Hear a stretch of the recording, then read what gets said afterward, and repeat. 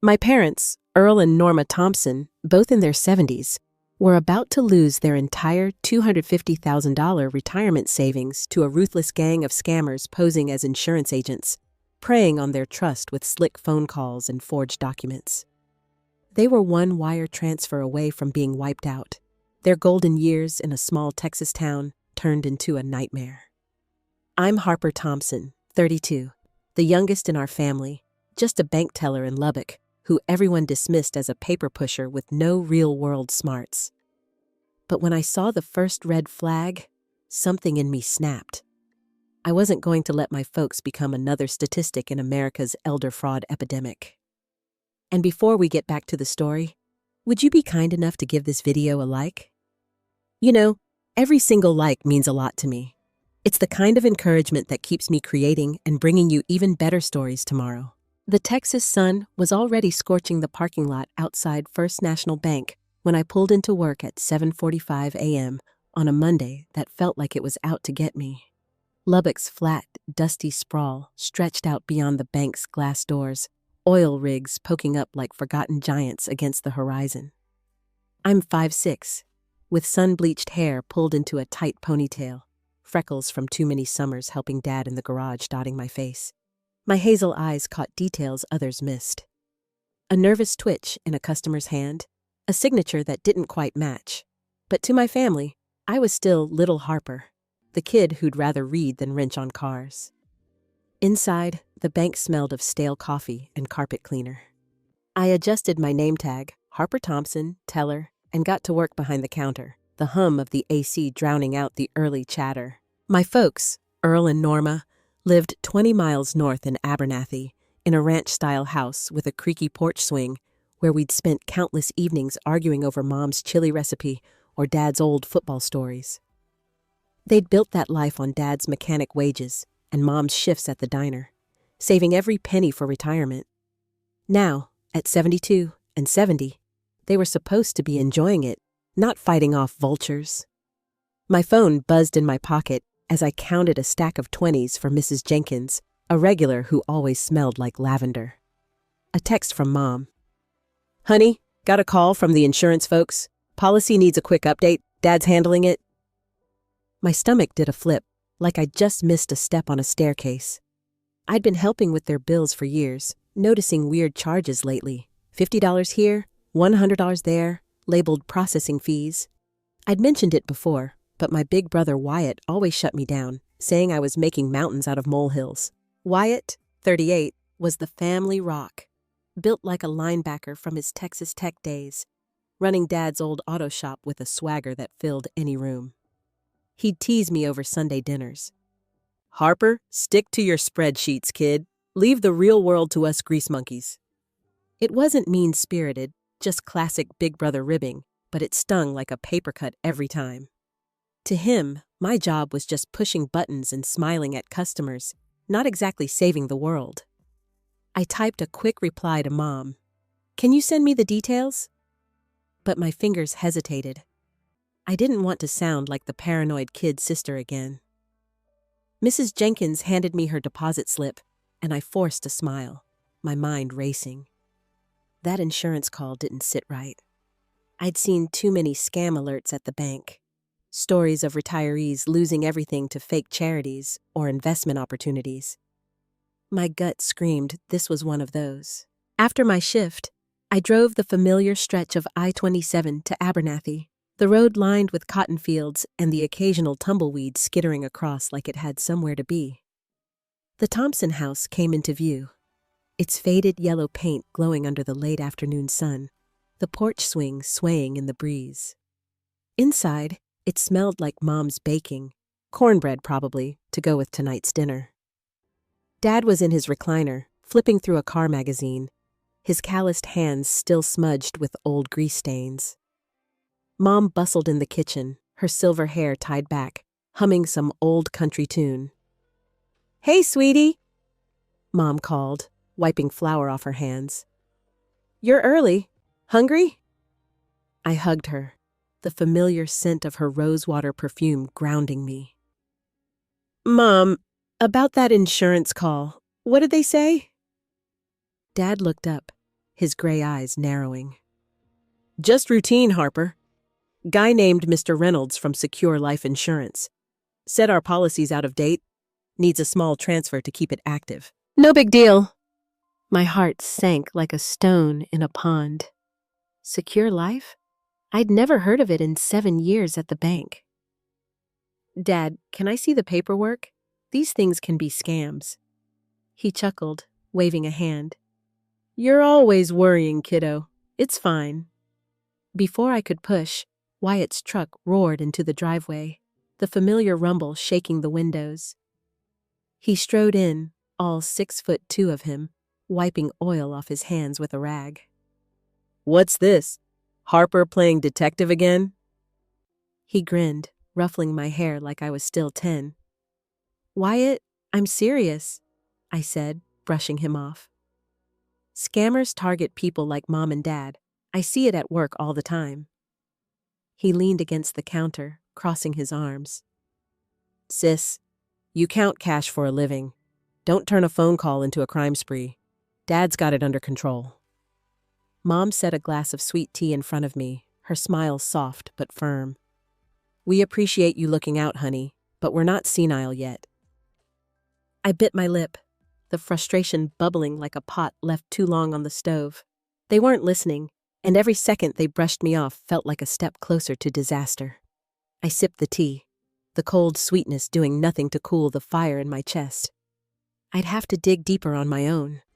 That night, back in my apartment, I sat at my kitchen table, the glow of my phone casting shadows on the walls. I pulled up the FTC website, scrolling through articles on elder fraud. My eyes lingered on a statistic. $3 billion lost yearly to scams targeting seniors. I thought of my grandparents, conned out of their savings years ago by a fake contractor. The shame in their eyes when they told us still haunted me. I wasn't about to let that happen again. Then my phone rang, an unknown 800 number flashing on the screen. My pulse quickened. I let it go to voicemail, and a smooth, polished voice filled the silence. Ms. Thompson, this is Mr. Reynolds with Secure Life. We need to discuss your family's policy. Call me back urgently. My blood ran cold. How did he have my number? The next morning, at First National Bank, I clocked in with a knot in my stomach that hadn't loosened since that creepy voicemail from Mr. Reynolds last night. The bank's fluorescent lights buzzed overhead, and the smell of burnt coffee from the break room hit me as I settled behind my teller window. Lubbock was waking up outside, pickup trucks rumbling past, but my mind was stuck on that voice. Too smooth, too polished, like a used car salesman with a hidden agenda. I couldn't shake the feeling that the scammers had my number now, and that meant they were closer than I'd thought. During a lull between customers, I slipped into the break room, my phone tucked under a stack of deposit slips like I was hiding contraband. I pulled up the Texas Department of Insurance website, my fingers flying across the screen. A quick search for Secure Life Insurance came up empty. No license, no record, nada. My pulse quickened, like I'd just spotted a rattlesnake in the grass. This wasn't just a hunch anymore. Secure Life was a ghost, a front for something dirty. I jotted notes on a napkin. Secure Life not registered, 800 number, voicemail tone, and tucked it into my pocket. At 32, I wasn't some hotshot detective, just a teller who'd learned to spot red flags from years of watching people's hands shake when they lied about their overdrafts. But Wyatt's voice kept echoing in my head. Stick to your spreadsheets, Harper. I pushed it down, focusing on the facts. If I was going to save Mom and Dad's $250,000 nest egg, I'd have to do it alone. That evening, I drove to Abernathy, the I-27 stretching out like a promise I wasn't sure I could keep. The Thompson house glowed under the dusk sky, the porch light flickering like it was on its last legs. Inside, Mom was kneading dough for biscuits, the kitchen warm with the smell of yeast and butter. Dad sat at the table, sorting through a stack of mail, his glasses sliding down his nose. Hey, honey, Mom said, brushing flour off her apron. You staying for dinner? Sure, I said, my eyes locked on that pile of envelopes. Mind if I take a look at those, Dad? He shrugged, sliding the stack over. Just bills and junk, nothing exciting. I flipped through, my heart sinking as I spotted a glossy letter with a Secure Life logo. Fancy, but the kind of fancy that screams scam.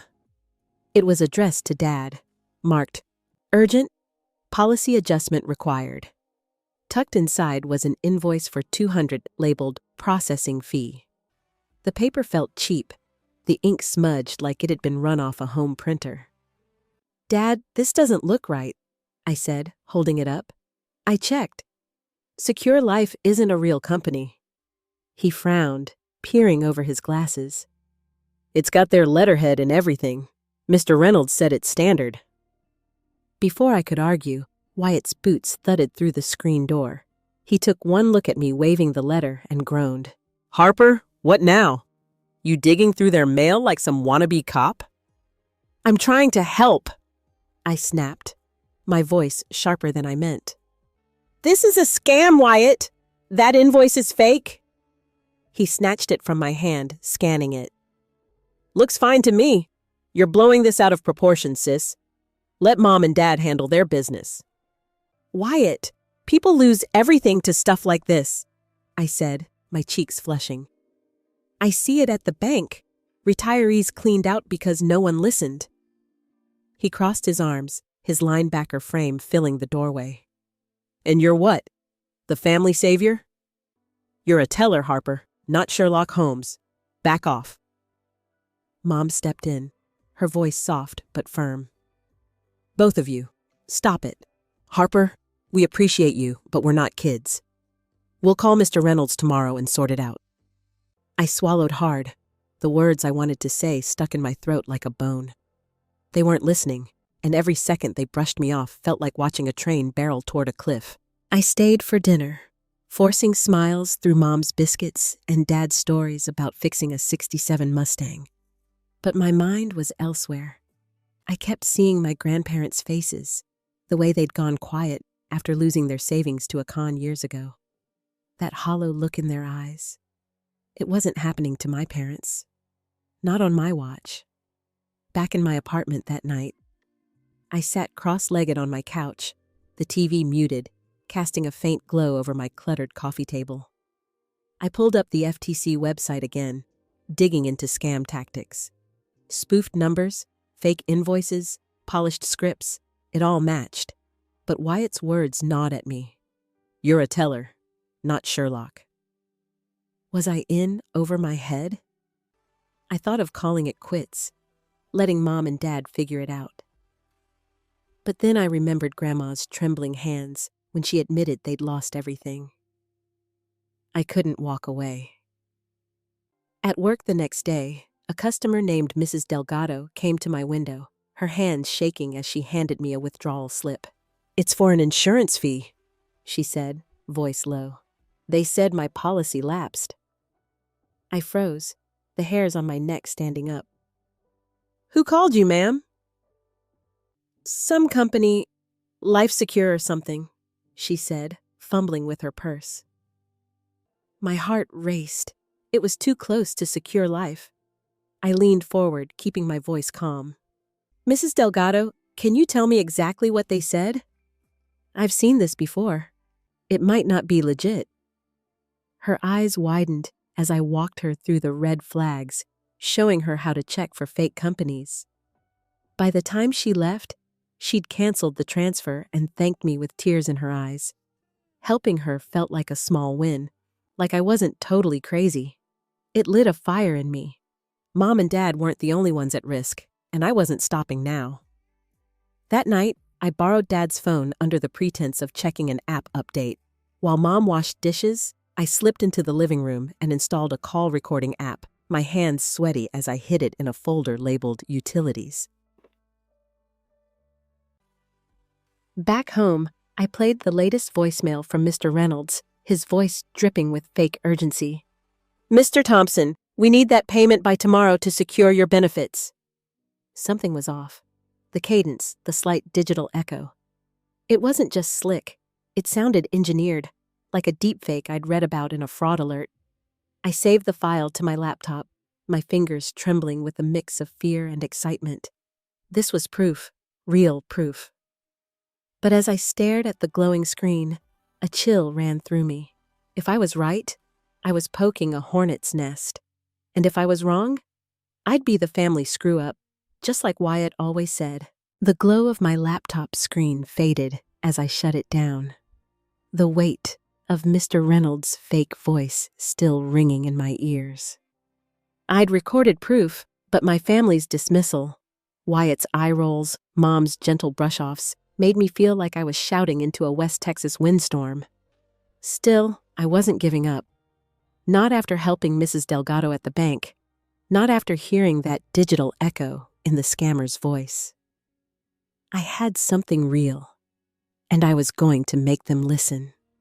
Sunday dinner at the Thompson house was the perfect chance.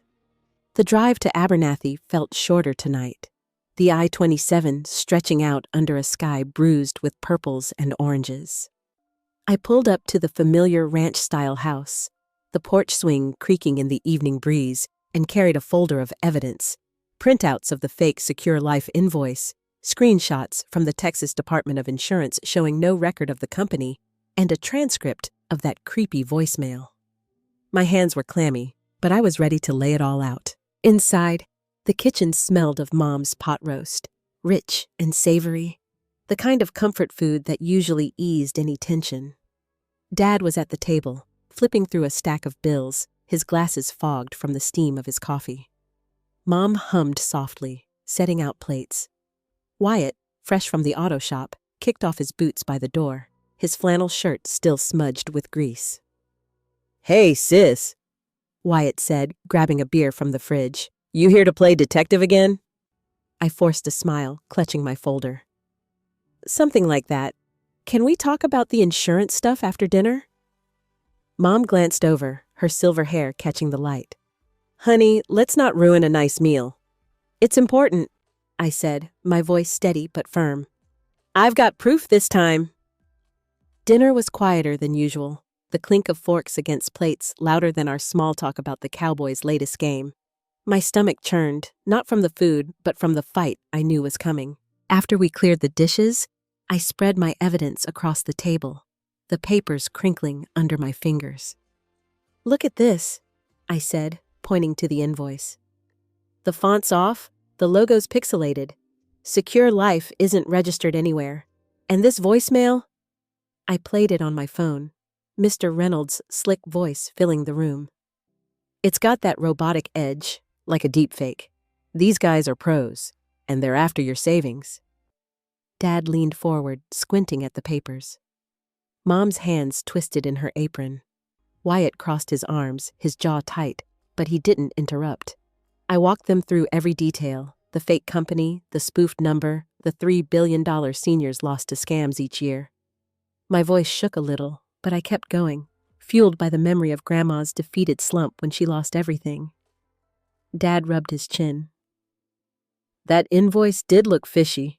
Mr. Reynolds called again yesterday, pushing for a $2,000 transfer." "Exactly," I said, leaning in. "We need to stop all payments until we verify this." Mom nodded slowly. "Maybe Harper's got a point, Earl." Wyatt sighed, but it wasn't his usual scoff. "All right, sis. Let's hold off for now. I'll call the bank tomorrow, make sure nothing goes through." Relief washed over me like a cool breeze after a long, hot day. I'd done it. They were listening. I gathered my papers, my heart lighter than it'd been in weeks. "Thank you," I said, my voice catching. "This means a lot." As I drove back to Lubbock, the stars bright enough to make you believe in miracles, I let myself smile. Maybe I wasn't just the kid's sister with a wild imagination. Maybe I'd actually saved them. If you're hooked on this twist, hit like and subscribe for what's next. The next morning, I was back at First National Bank, the hum of the AC and the clatter of keyboards grounding me. I was riding high, replaying the dinner in my head, thinking I'd finally gotten through to them. But as I logged into my teller station, my phone buzzed with a bank alert. Dad's account. My heart stopped. A $1,500 transfer, marked Secure Life Premium, had gone through an hour ago. I stared at the screen, my hands cold. How? They'd agreed to wait. I dialed Wyatt, my fingers fumbling, the line ringing too long before he picked up. "Wyatt, what the hell?" I hissed, keeping my voice low so my supervisor wouldn't hear. "A transfer went through. I thought we were stopping this." He hesitated, his voice gruff. I handled it, Harper. Dad was stressed, so I sent the payment to shut them up. It's just $1,500. We'll sort it later." "Just $500? I snapped, my chest tight. "That's their money, Wyatt. You didn't even check with me." "You're not in charge, sis," he shot back. "I was trying to help." I hung up, my vision blurring. All that work, all that proof, and Wyatt had gone behind my back. I slumped in my chair, the bank's fluorescent lights suddenly too bright. Had I failed them already? Was I too late to stop this train wreck? Then my phone lit up again. An email from an unknown address, no subject line, just one sentence. "Stop digging, Ms. Thompson, or you'll regret it." That anonymous email, "Stop digging, Ms. Thompson, or you'll regret it," sat like a lead weight in my gut as I stared at my phone, the bank's fluorescent lights buzzing overhead. Wyatt's betrayal, sneaking that $1,500 transfer to the scammers behind my back, had me reeling. But this? This was a direct threat, and it made my skin crawl. I wasn't just fighting for Mom and Dad's $250,000 anymore. I was in the crosshairs. Alone in my teller station at First National Bank, I felt like a boxer who'd taken one too many punches. But I wasn't down for the count. Not yet. The lunch rush had slowed, leaving the bank quiet except for the soft tap of keyboards and the occasional cough from a customer. I needed help, someone who'd get it without dismissing me as the paranoid kid sister. That's when I thought of Carla, my supervisor, a no-nonsense woman in her 50s who'd seen it all in her 25 years at the bank. Her office was a cramped corner room with a view of the Lubbock parking lot, cluttered with family photos and a coffee mug that said Boss Lady. I knocked lightly, my folder of evidence, fake invoices, screenshots, that creepy voicemail, tucked under my arm. "Harper, you look like you've seen a ghost," Carla said, peering over her bifocals as she waved me in. Her Texas drawl was warm but sharp, like she could spot a lie from a mile away. I sank into the chair across from her, the folder crinkling in my lap. "Carla, I'm in over my head. My parents are getting scammed. Fake insurance company, Secure Life. They've already lost $2,500, and now I got this." I slid my phone across her desk, showing the threatening email. She leaned forward, her eyes narrowing as she read. "Well, damn, that's bold. Tell me everything." I spilled it all, the fake invoices, the unregistered company, Wyatt's boneheaded move, the voicemail with that eerie digital edge. My voice cracked as I admitted, "My family thinks I'm overreacting. Wyatt says I'm just a teller, not some detective, but I can't let this go." Carla leaned back, sipping her coffee, her silver hoop earrings glinting. "Honey, you're not wrong to push. I've been there. 10 years ago, my aunt got cleaned out by a scam like this. $40,000 gone to some investment fund. Broke her heart. I still kick myself for not catching it sooner." Her words hit like a punch I didn't see coming. "What'd you do?" I asked, leaning forward. "Got mad, then got smart," she said with a wry smile. "Started learning their tricks. Fake emails, spoofed numbers. You're on the right track, but you need backup. Ever think about looping in the cops? Abernathy PD's got a fraud guy, Officer Martinez. He's good." I nodded, scribbling the name on a Post-it. "I was scared they'd laugh me off. I mean, Don't say just a teller," Carla cut in, pointing a manicured finger at me. "You're the one who caught this. That's more than most would do. Now, let's see that evidence." I opened my folder, spreading out the papers. Carla's eyes lit up as she scanned the fake invoice, her lips twitching into a grin. Amateur hour. Look at this. Misspelled premium. These clowns aren't even trying. Her confidence was contagious, like a shot of whiskey on a cold night. For the first time in days, I didn't feel like I was fighting this alone. So, what's next? I asked. Keep documenting, she said. Every call, every email, and don't confront those scammers yet. You'll spook 'em. Let's dig deeper first. That night, I invited Carla over to my apartment, a small one-bedroom in Lubbock that smelled faintly of last night's takeout tacos. The coffee table was a war zone. Laptop, notepads, a half-empty Coke can. Carla showed up in jeans and a Longhorn sweatshirt, her boss lady vibe swapped for something more like an older sister. We huddled over my laptop, the screen casting a blue glow across the room as we opened the latest email from Secure Life, a final notice demanding $2,000. Click that link, Carla said, pointing to a suspicious URL embedded in the email. Won't it mess up my computer? I asked, my finger hovering over the mouse. Not if we're smart, she said, pulling out a thumb drive. I've got a sandbox program. Lets you open stuff safely. Learned that after my aunt's mess.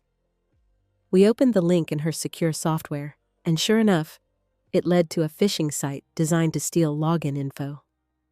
But Carla spotted something else. A tiny line of code in the page's source.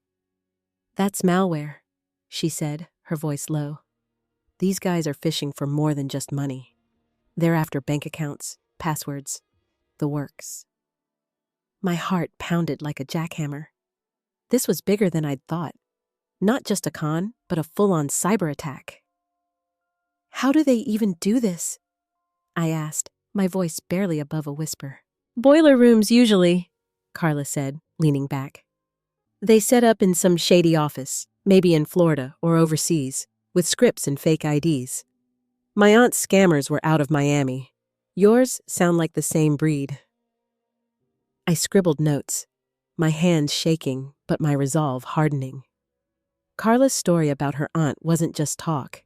It was a warning, a push to keep going.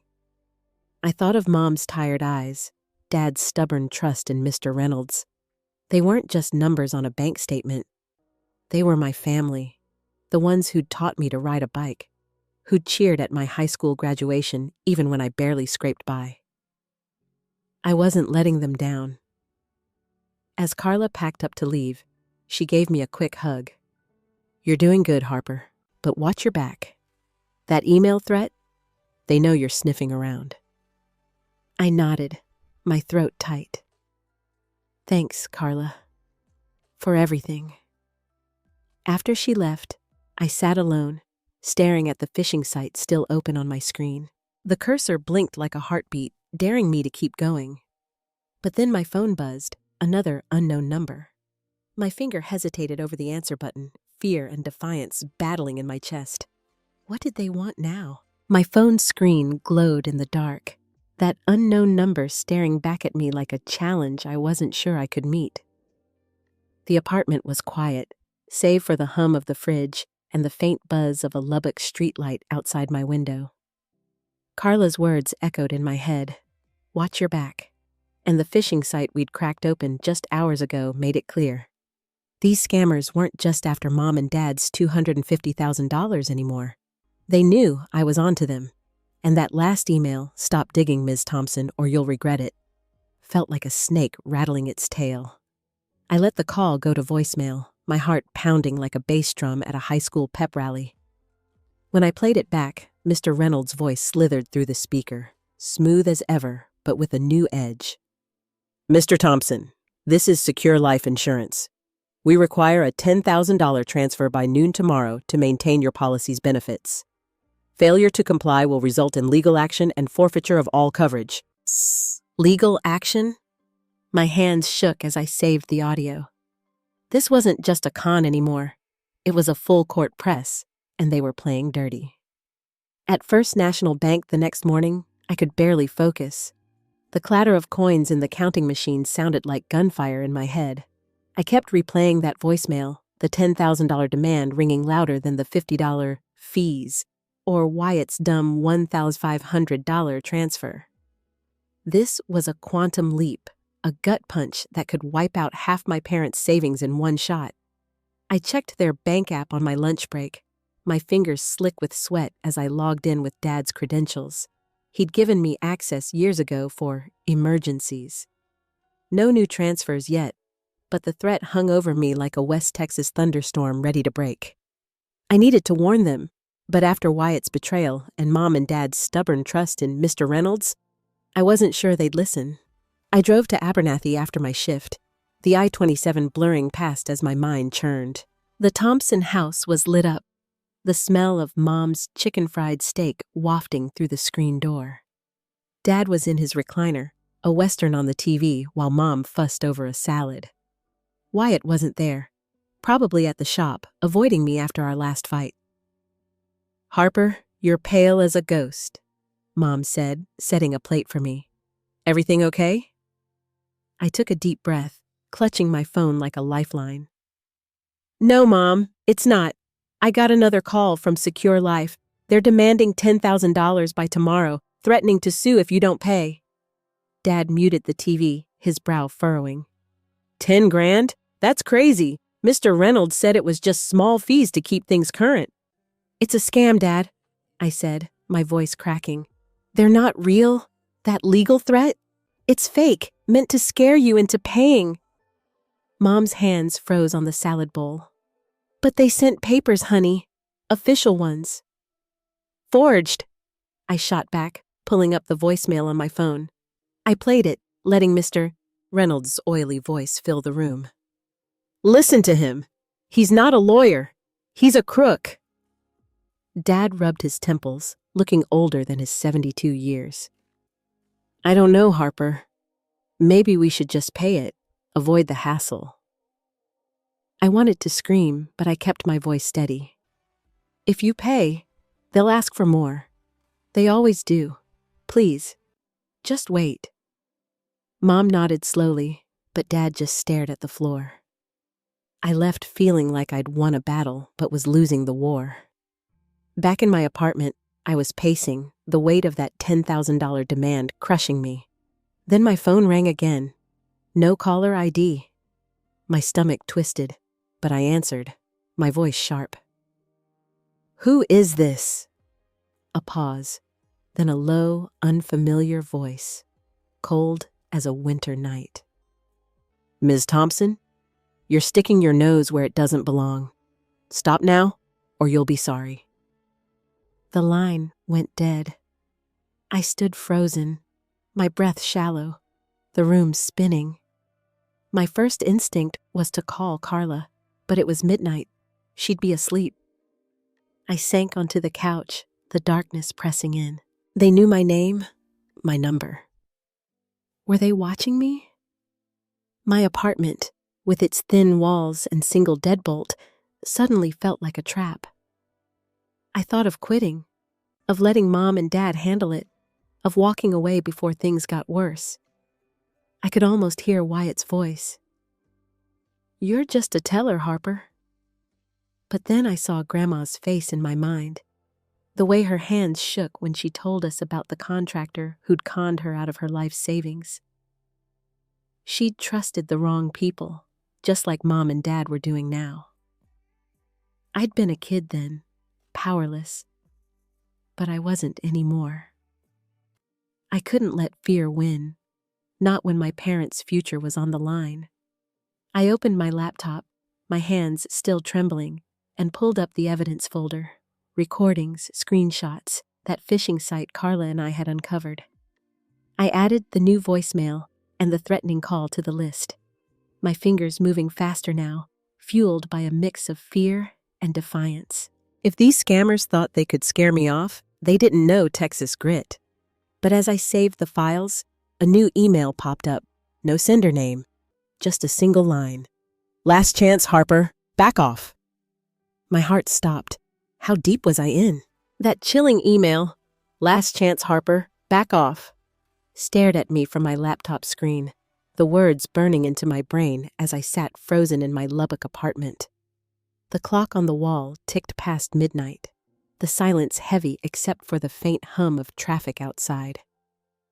My hands still shook from the anonymous call earlier, its cold warning echoing.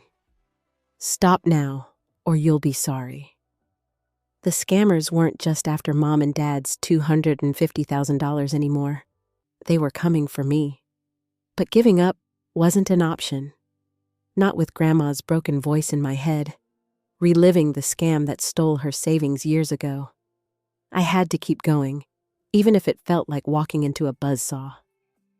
The next morning, at First National Bank, I was a mess, my eyes gritty from no sleep, my coffee cold in its to-go cup.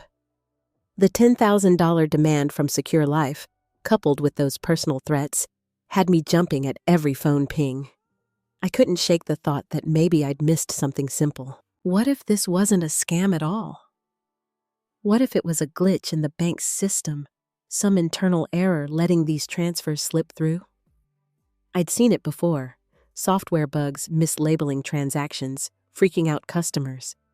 It was a long shot, but I had to rule it out.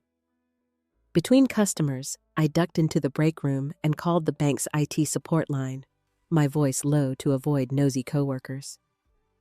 "Hey, this is Harper Thompson, teller at Lubbock. I'm checking on a client's account, multiple unauthorized transfers. Could it be a system error?" The tech, a guy named Greg with a bored drawl, clicked away on his keyboard. "Account number?" I read off Dad's info, my fingers tapping nervously on the table.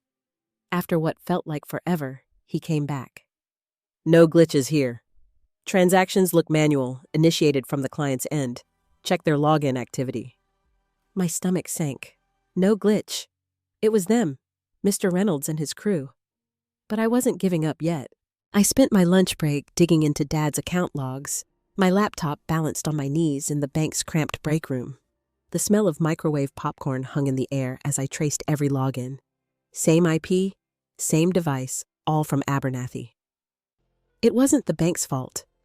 It was Mom and Dad, or worse, Wyatt, clicking approve on those transfers. I felt like I'd been punched. All my evidence, the fake invoices, the deep fake voicemails, and I'd wasted hours chasing a dead end. I slumped back, rubbing my temples. Had I been wrong to doubt the system? Was I so caught up in playing detective that I'd missed the obvious? The thought gnawed at me, like a splinter I couldn't dig out. I was about to call it a day when Carla poked her head in, her boss lady mug in hand, her silver hoops catching the light. "You look like you're wrestling a hog and losing," she said, sliding into the chair across from me. "What's up?" I sighed, pushing my laptop toward her. "I thought maybe the bank's system was glitching, letting these Secure Life transfers through. But IT says it's all manual. I'm back to square one." Carla's eyes narrowed as she scanned my screen. "Hold up, Harper. You're thinking too small. This ain't no bank error. It's a damn operation." She tapped the fake invoice I'd left on the table, the one with the smudged Secure Life logo. "I've seen this before. My aunt's scam was run by a crew out of Miami, working multiple states. Fake companies, burner phones, malware links like the one we found last night. You're not fighting a glitch. You're up against pros." My breath caught. Pros. Not some lone con man, but an organized ring. The phishing site we'd uncovered, the threatening calls. It all clicked. "So what do I do?" I asked, my voice barely above a whisper. Carla leaned forward, her voice low but steady. "You keep building that case. Every email, every call, log it. But you need to loop in the law soon. Officer Martinez at Abernathy PD owes me a favor. He'll take you seriously." Her words were like a lifeline, pulling me out of the spiral. I'd been chasing a red herring, wasting time on a bank glitch that didn't exist, but Carla's certainty grounded me. I thought of Mom's worried frown, Dad's stubborn trust in those official papers. They were in deeper than I'd realized, and so was I. "Thanks, Carla," I said, my voice steadier now. "I'm not stopping, She grinned, a glint of mischief in her eyes. That's my girl. Now let's nail these bastards. Back at my apartment that night, I spread my evidence across the coffee table. Printouts, recordings, that malware link. The room smelled faintly of leftover tacos, the dim light casting shadows on the walls. I added the IT call to my notes, marking it as a bust, but Carla's words kept me focused. Organized crime. Miami. It was bigger than I'd thought, and the threats were real. My phone buzzed. Another unknown number. My heart skipped, but I didn't answer. Instead, I opened my laptop, ready to dig deeper. But a new email popped up. No sender, just a single line. You're making a big mistake, Harper. My blood ran cold. They weren't letting up, and neither was I. The email's words, "You're making a big mistake, Harper," glowed on my laptop screen. Each letter a jab to my already frayed nerves. My Lubbock apartment felt smaller, the walls closing in as the clock ticked past 10 p.m. The scammer's latest threat, paired with Carla's bombshell about an organized crime ring, had me on edge. I'd wasted time chasing a bank glitch, only to realize Mom and Dad's $250,000 nest egg was being targeted by pros. Maybe out of Miami, maybe worse. My phone sat silent now, but every buzz made my heart lurch, expecting another warning to back off. I wasn't stopping, but I was starting to wonder how much deeper this rabbit hole went. The next morning, at First National Bank, I was a zombie, my eyes burning from staring at evidence all night, recordings, fake invoices, that malware link Carla and I had cracked. I was mid-transaction, counting 20s for a customer, when my phone pinged with a text from Wyatt. "Need you at the shop, now." My stomach twisted. Wyatt never texted unless it was serious. Had he screwed up again, like that $1,500 transfer he'd sent behind my back? I told my supervisor I needed a break and sped to Abernathy, the I-27 blurring past like my racing thoughts. Wyatt's auto shop, Thompson's garage, sat on the edge of town, its faded sign creaking in the wind. The place smelled of motor oil and metal, tools scattered across the concrete floor. Wyatt was pacing by a lifted Chevy, his linebacker frame tense, his flannel sleeves rolled up. "Harper, you were right," he said, his voice low, almost broken. "These bastards are after me now." I froze, my keys still dangling in my hand. "What do you mean, after you?" He thrust a crumpled invoice at me, the paper marked with a logo I didn't recognize, Premier Auto Supplies. "Got this yesterday. Some guy, Mr. Callahan, called saying I owe $5,000 for a bulk parts order I never made. Said they'd sue the shop if I don't pay by Friday." My heart raced as I scanned the invoice. The formatting was off. Fonts mismatched. The address a P.O. box in Florida. It screamed scam, just like the Secure Life letters Mom and Dad got. "Wyatt, this is them," I said, my voice urgent. "The same people hitting Mom and Dad? Look at this. Same cheap paper, same fake vibe." He ran a hand through his hair, his jaw tight. "I thought it was legit. I was about to wire the money to shut them up, like last time." "Last time?" I snapped, the memory of his 1/500 betrayal flaring up. "Wyatt, you almost tanked their savings. Why didn't you tell me?" "I didn't want you gloating," he shot back, his face red. "You're always acting like you're smarter than me, Harper. Miss Bank Teller with her big conspiracy theories." His words stung, like a slap I'd felt too many times growing up. I wanted to yell, but I saw the fear in his eyes. Fear for his shop, his livelihood. He wasn't just my stubborn big brother anymore. He was a target, too. I took a breath, softening my tone. "Wyatt, I'm not here to gloat. These guys are pros. They're hitting you to keep us off balance, but we can stop them. Together." He stared at me, his shoulders slumping. You really think it's the same crew? I know it is, I said, pulling out my phone to show him the Secure Life emails, the phishing link, the recorded voicemails. They're organized, maybe out of Miami. They hit mom and dad with fake insurance, now you with fake suppliers. It's a playbook. Wyatt rubbed his neck, his voice quieter. Damn, sis, I screwed up, didn't I? Yeah, I said, but I managed a small smile. But you're not alone anymore. Let's nail these guys. If this twist got you, smash like and subscribe for more. We headed to the shop's tiny office, a cluttered space with a desk buried under receipts and a coffee pot that smelled like it hadn't been cleaned since the Bush administration. I spread out my evidence, printouts, notes, Carla's advice about Officer Martinez. Wyatt leaned over, his usual swagger gone, replaced by a focus I hadn't seen since his football days. So, what's the plan? He asked. We set a trap, I said, my mind racing. We pretend you're paying the $5,000, but we track the wire. I've read about this. Scammers use accounts that can lead to their real ones if you know where to look. Carla says the cops can help, but we need more proof first. Wyatt nodded, his eyes locked on mine. Okay, but we keep mom and dad out of this. They're stressed enough. Deal, I said, feeling a spark of hope. For the first time, Wyatt wasn't fighting me. He was with me. We spent the next hour sketching out a plan. Wyatt would call Mr. Callahan back, play along, and ask for wiring instructions. I'd record it, add it to my dossier, and check the account details through the bank's fraud tools. If we could trace the money, we might catch them red-handed. As we worked, Wyatt cracked a grin, the first I'd seen in days. You're kinda badass, sis. Who knew? I laughed, the tension easing just a bit. Took you long enough to notice.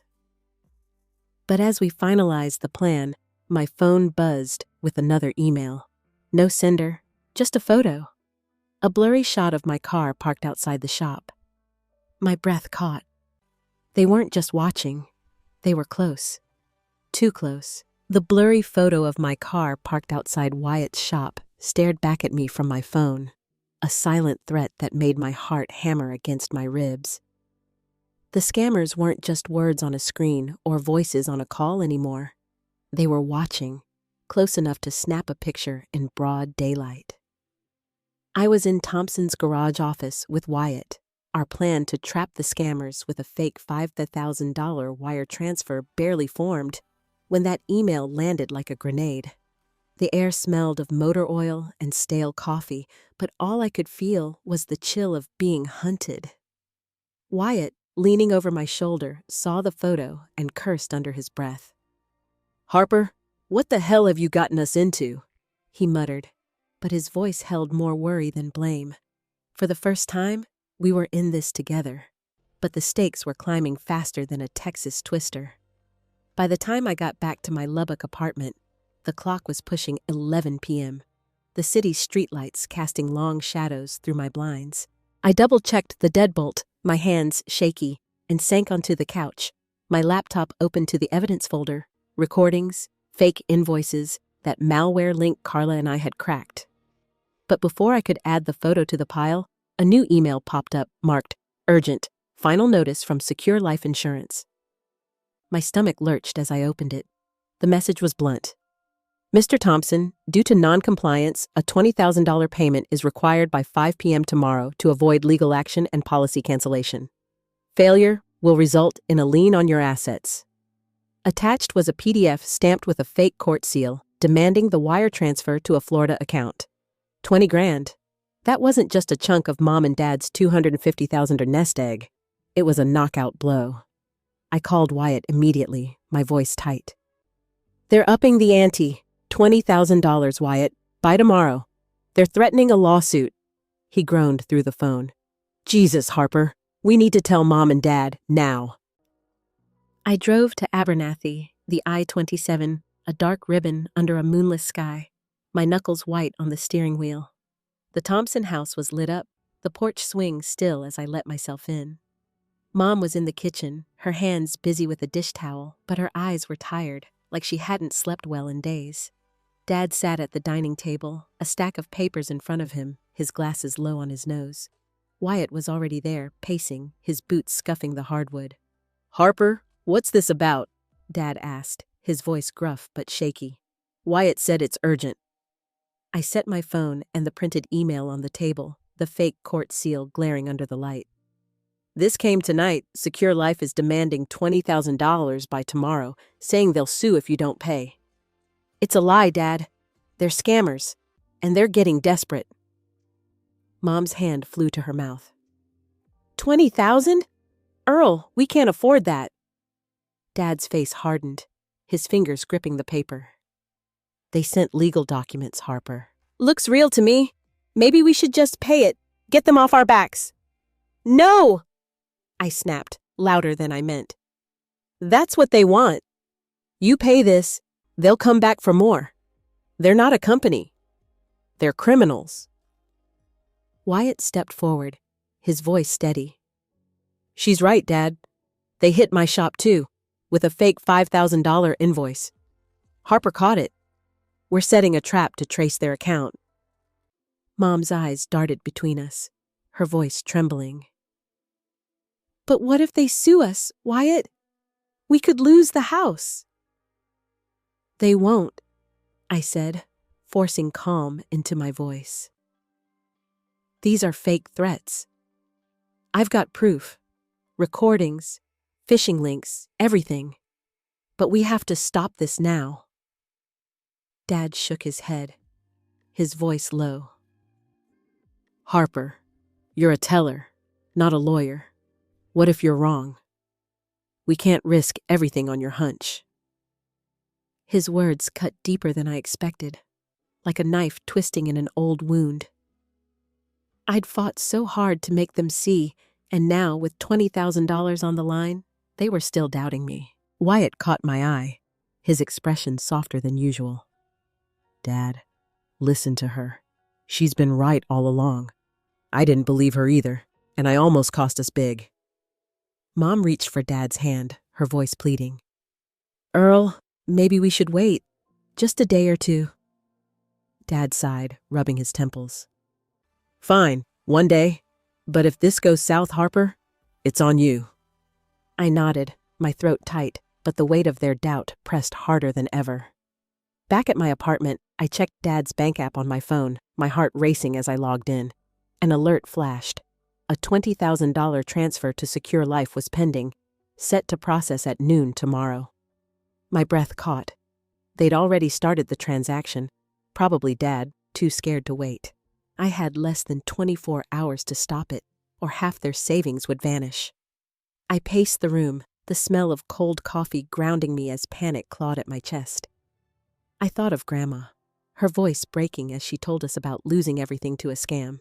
I couldn't let that happen again, but Dad's words echoed. "What if you're wrong?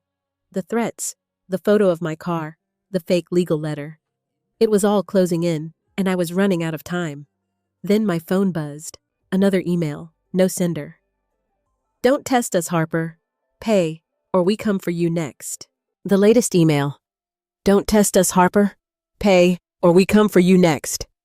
Flashed on my phone screen, each word a cold spike in my chest.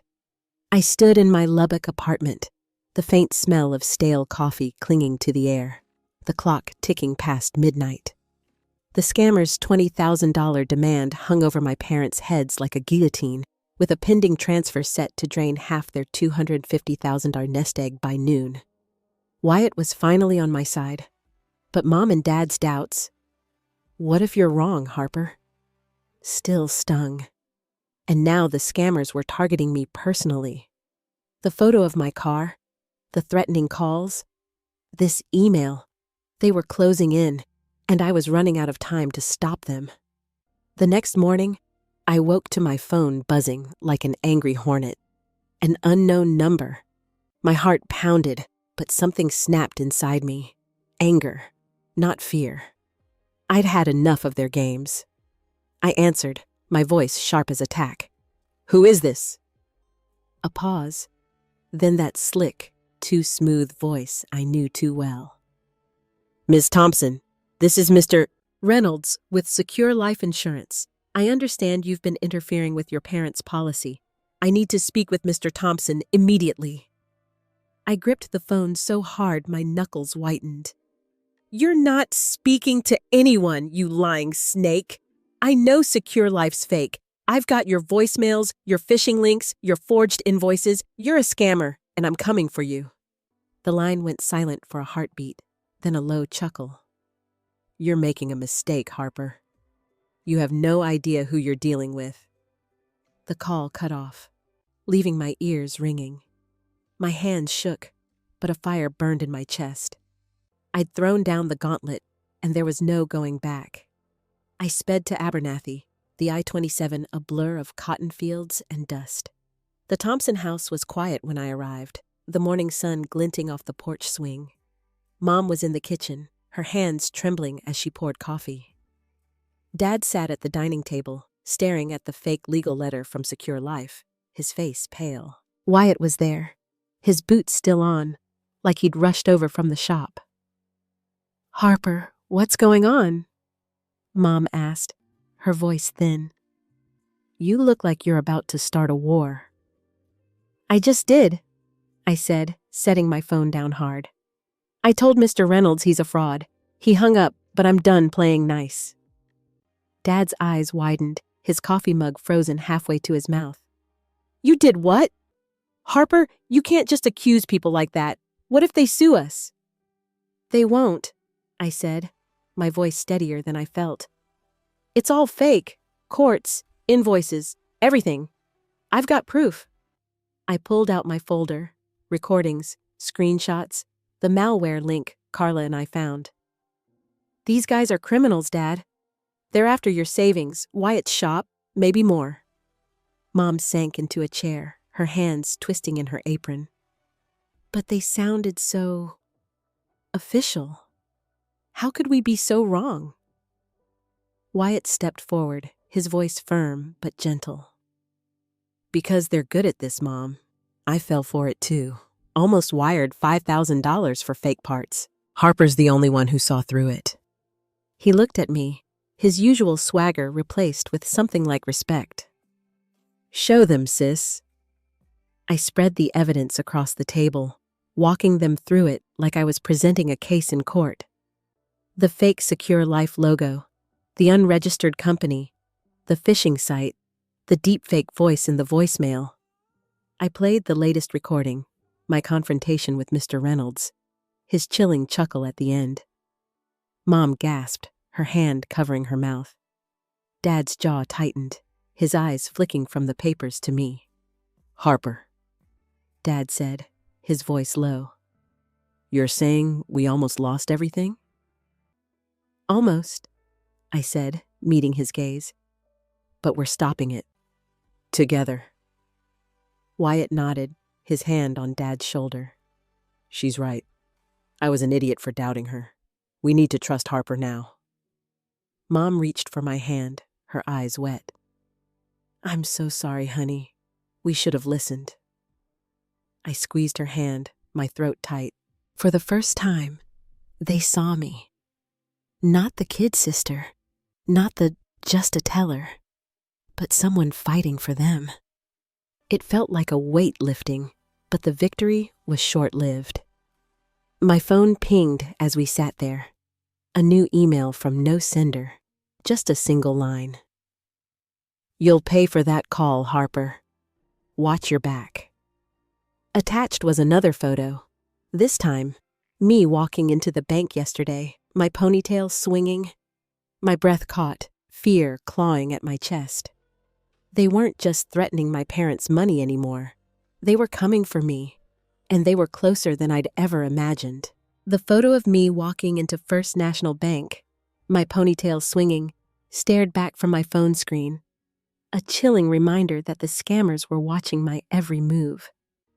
My heart pounded in the quiet of the Thompson house, where I sat with Mom, Dad, and Wyatt, the dining table littered with my evidence. Fake invoices, phishing links, and recordings of Mr. Reynolds. That latest email, you'll pay for that call, Harper. Watch your back, had landed just minutes ago, right after I'd called out the scammer on the phone. The air smelled of Mom's cooling pot roast, but none of us had touched our plates. Wyatt's newfound support and my parents' shaky trust were all I had. But with a $20,000 transfer pending and the scammers closing in, I knew we had to act fast, or lose everything. The next morning, I called Carla before the sun was even up, my voice low as I paced my Lubbock apartment, the faint smell of last night's tacos lingering. "Carla, it's time. They're threatening me directly now. A photo of me at the bank. We need the cops." "Damn, girl," Carla said, her voice sharp despite the early hour. "You're in deep. Meet me at the bank in an hour. I'll call Officer Martinez." Wyatt met me at First National, his truck kicking up dust in the parking lot. He carried a box of my evidence, printouts, USB drives with recordings, screenshots of the malware site. His usual swagger was gone, replaced by a grim focus. "Let's end this, sis," he said, his voice steady but his eyes scanning the lot like he expected trouble. Inside, Carla was waiting in her office, her boss lady mug steaming with coffee. Officer Martinez, a stocky man in his 40s with a buzz cut and a no-nonsense stare, stood by her desk, flipping through a notepad. "Ms. Thompson," he said, shaking my hand. "Carla says you've got something big. Let's see it." We spread the evidence across the desk, the papers crinkling under my trembling fingers. I walked Martinez through it all. The fake Secure Life invoices, the unregistered company, the deep fake voicemails, the phishing link, the threatening emails, even the photo of my car and me. Wyatt chimed in, his voice tight as he explained the $5,000 fake invoice sent to his shop. "They're not just after our parents," he said. "They hit my business too." Martinez's eyes narrowed as he listened to the recording of my confrontation with Mr. Reynolds, that chilling chuckle at the end. "This is solid," he said, tapping the USB drive. "Sounds like a boiler room op, probably out of state. I'm looping in the FBI's fraud unit. They've been tracking a ring in Orlando hitting seniors across the South." My heart leaped, but fear still gnawed at me. "What about the $20,000 transfer?" I asked. "It's set to process by noon today." Martinez nodded. "We'll freeze it. Give me the account details." I handed over Dad's bank info, my hand steadying as I watched him make a call. Within minutes, he confirmed the transfer was blocked, but the relief was short-lived. "These guys are pros," he warned. "They'll know you're on to them. Stay sharp." That afternoon, Wyatt and I drove to Abernathy, the I-27 stretching out under a gray sky that matched my nerves. We gathered Mom and Dad in the living room, the familiar creak of the floorboards underfoot. Mom's eyes were red, her hands twisting a dish towel. Dad sat stiffly, his glasses fogged from the coffee he clutched like a lifeline. "We took everything to the police," I said, my voice firm but gentle. "Officer Martinez says it's a criminal ring, probably in Orlando. The $20,000 transfers stopped, and the FBI is involved." Mom gasped, her hand flying to her chest. "You mean it was all a lie?" "Every word," Wyatt said, his voice heavy. "I'm sorry, Mom. I should have listened to Harper sooner.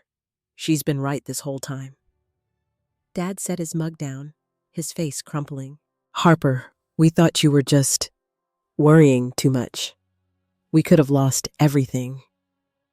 I swallowed hard, the sting of their doubt still fresh but softening under their regret. "You didn't," I said, squeezing Mom's hand. "We stopped it. Together." Mom pulled me into a hug, her rosewater perfume wrapping around me like a warm blanket. "I'm so sorry, honey. You fought for us when we wouldn't listen." Wyatt clapped a hand on my shoulder, his eyes meeting mine. "You're a badass, sis. I was wrong to doubt you." The words hit like a wave, washing away months of being brushed off as the kid sister. I'd spent so long feeling invisible, the teller who couldn't match Wyatt's swagger or Dad's stubborn grit. Now, they saw me. Really saw me. My throat tightened, but I managed a smile. "Took you long enough." 2 days later, Martinez called. I was at the bank, counting a stack of 50s, when my phone buzzed. "Harper, good news," he said. "FBI raided a call center in Orlando last night. 5 arrests, assets frozen. Your evidence, those recordings, the phishing links, was key. They were hitting dozens of families, raking in millions." I sank into my chair, relief flooding me like a cool front after a heat wave. We'd done it. Mom and Dad's savings were safe, and the scammers were down. But as I hung up, my eyes fell on the latest email in my inbox, unopened, no sender. "This isn't over, Harper." My pulse quickened. Had we really won, or was something bigger still out there? The email, "This isn't over, Harper," lingered in my mind like a bad dream. But the news of the FBI bust in Orlando was a lifeline. Sitting at my teller station in First National Bank, the hum of Lubbock's morning rush outside, I felt the weight of the past weeks lift just a fraction. We'd saved Mom and Dad's $250,000 nest egg, taken down a scam ring, and I'd finally earned my family's trust. But that final threat kept me on edge, like a storm cloud hovering just out of sight. I pushed it aside, focusing on the win. 5 arrests, millions recovered. For now, we were safe. A week later, I pulled into the driveway of the Thompson house in Abernathy, the familiar ranch style glowing under the Texas twilight.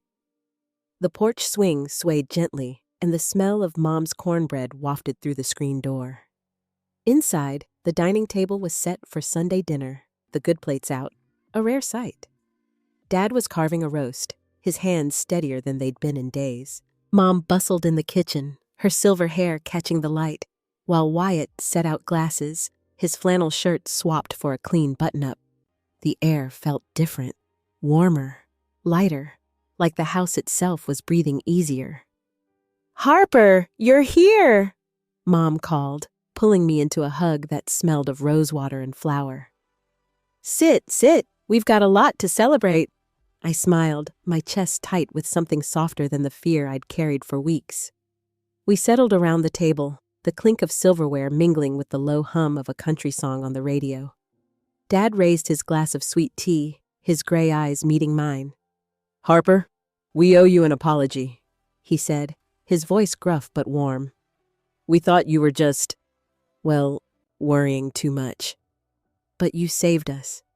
All of us." Mom's eyes glistened as she reached for my hand. "I'm so sorry, honey. We should have trusted you from the start. You're our hero." Wyatt cleared his throat, his linebacker frame shifting awkwardly. "Yeah, sis, I was a jerk. Calling you a paper pusher, brushing you off. I was wrong. You're the real deal." He grinned, the kind of lopsided smile he used to flash when we were kids, sneaking cookies from Mom's jar. I swallowed hard, the lump in my throat making it tough to speak. For years, I'd been the kid sister, the teller who couldn't match Wyatt's swagger or Dad's grit. Now, their words wrapped around me like a quilt, stitching up old wounds. "Thanks," I managed, my voice cracking. "It means a lot." Dinner passed in a blur of laughter and stories. Dad's old football glories, Mom's diner days, Wyatt's latest shop mishap with a stubborn carburetor. For the first time in forever, I didn't feel like I had to prove myself. But as we cleared the plates, Wyatt handed me a folded newspaper, the Abernathy Weekly Review. "Check this out, sis." I unfolded it to see my own face staring back, a candid shot of me at the bank, my name tag glinting. The headline read, "Local Teller Busts Scam Ring, Saves Seniors' Savings." The article called me Lubbock's hometown hero, detailing how my evidence led to the Orlando arrests. My cheeks flushed as I read, the words sinking in. Hero. Not just a teller, not just Harper. People are talking, honey, Mom said, beaming. They're proud of you. The next evening, I stood in the Abernathy Community Center, a low brick building that smelled of old books and lemon cleaner. A dozen locals, retirees, shop owners, even a few kids, sat in folding chairs, their eyes on me as I set up a projector. Carla had pushed me to lead a workshop on scam prevention, and I'd agreed, nervous but ready. I clicked through slides, spoofed numbers, fake invoices, phishing links, sharing the tricks I'd learned fighting Secure Life. My voice grew steadier with each slide, the memory of Grandma's trembling hands driving me forward. These scams target trust, I said, meeting their gazes. But you can fight back. Check every letter, every call, and don't be afraid to ask for help. A gray-haired woman in the front row nodded, jotting notes. You saved my neighbor, Miss Thompson. Thank you. As the crowd clapped, I felt a quiet pride settle in my chest. I'd spent so long feeling invisible, doubted by my own family, but now I was someone they looked up to. Back at my apartment that night, I sat on the couch, the newspaper article on my coffee table. I thought of every moment I'd wanted to quit, the threatening calls, the photo of my car, Dad's stubborn doubts.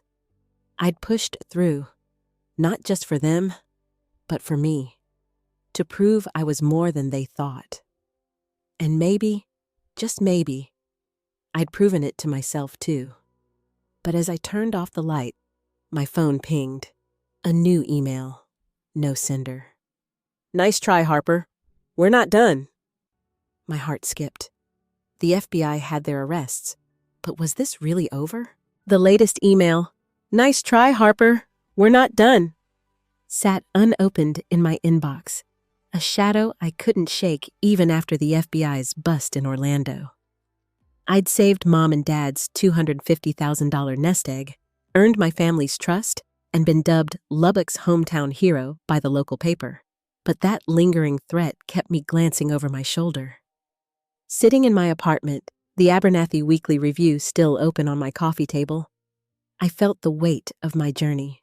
From the kid sister no one took seriously to someone who'd stopped a scam ring. The community center workshop had been a step forward, a chance to turn fear into action, and now I was ready to take it further.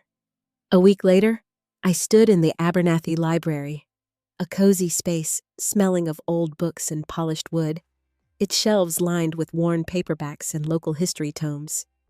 About 30 locals filled the folding chairs, retirees in plaid, young parents with fidgety kids, even a few teens scrolling on their phones. I adjusted my projector, my name tag, Harper Thompson, First National Bank, pinned to my blouse, feeling less like a teller and more like someone with something to say. The slides were ready. How to spot a scam, built from every trick I'd learned fighting Secure Life. I cleared my throat, my voice steady despite the butterflies. Thanks for coming, y'all. A month ago, my parents almost lost everything to a scam. Fake insurance, forged letters, the works. I'm here to make sure that doesn't happen to you. I walked them through it, spoofed numbers, phishing links, deepfake voices, using my own evidence as examples. The crowd leaned in, jotting notes, gasping when I played Mr. Reynolds' chilling voicemail. These guys are pros, I said, but you're smarter. Check every email, every call. Trust your gut. I shared Carla's advice, Officer Martinez's number, and even a website for reporting fraud. A gray-haired man in the back raised his hand. My sister got a call like that last week. Thanks to you, I told her to hang up. The room broke into applause, and I felt a warmth spread through me, like the first sip of Mom's coffee on a cold morning. As the crowd mingled, I spotted Wyatt in the back, his linebacker frame leaning against a bookshelf, a proud grin on his face.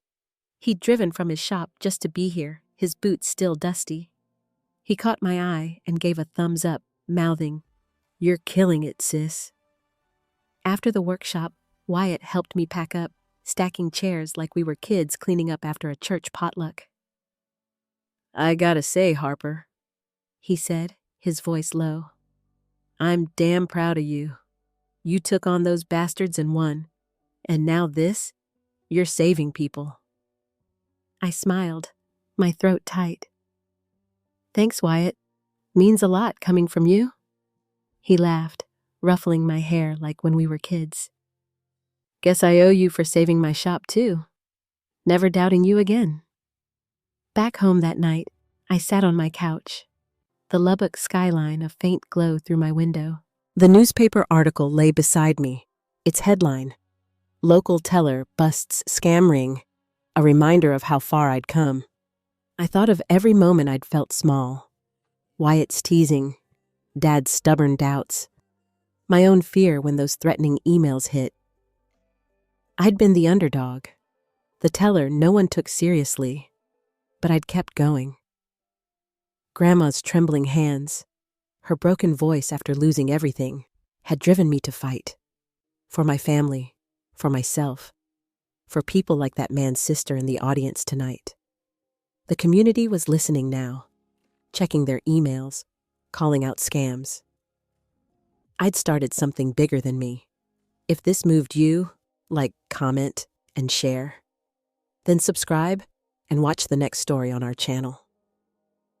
As I shut my laptop, I glanced at that unopened email, its ominous words still waiting. The FBI had their arrests, but was it really over? I didn't know, but for the first time, I felt ready for whatever came next, because I wasn't just Harper the teller anymore. I was Harper, the one who fought back.